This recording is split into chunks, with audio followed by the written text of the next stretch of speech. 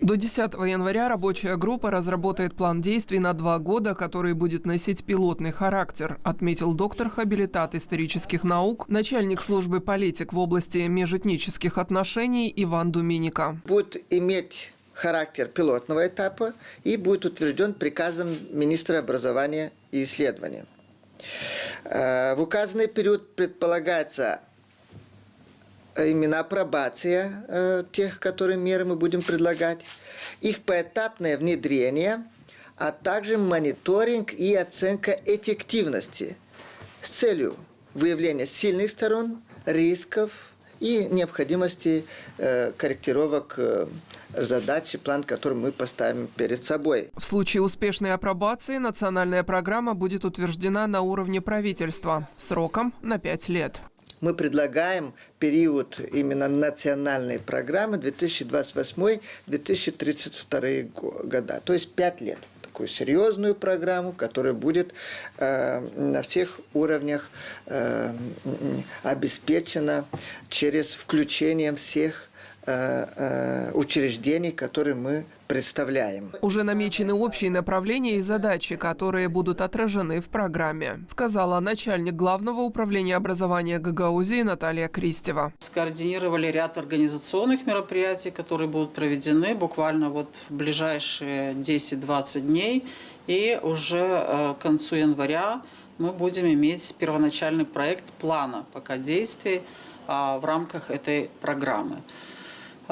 Все участники выразили готовность к сотрудничеству, взаимопонимание, и я думаю, что у нас получится хороший продукт. В ходе заседания было отмечено, что в регионе уже реализуется ряд инициатив по развитию и повседневному использованию гагаузского языка. Это внеклассные мероприятия в школах, национальные праздники и фестивали, бесплатные курсы для взрослого населения, издание и переиздание произведений гагаузских авторов, пополнение музыкальных фондов. По мнению членов рабочей группы, эта деятельность должна быть объединена и систематизирована. И очень важно, чтобы дети изучали гагаузский язык не только в школе, не только в детском саду. Говоря о проделанной работе, глава управления культуры Гагаузии Марина Семенова отметила. Проводятся мероприятия на гагаузском языке, театр работает, выездные спектакли и так далее. Все мероприятия, все конкурсы, издается литература, но здесь очень важно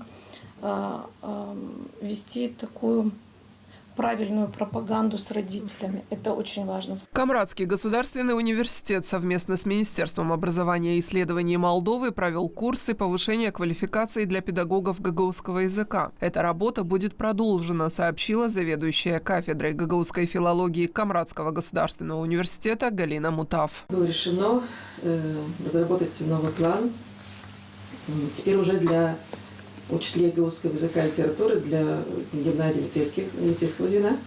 И еще одна программа, которая была в 2018 году утверждена, когда еще существовала кафедра общественной дисциплины, там работала Светлана Яковлевна Романова по программе «История и культура гагаузского народа».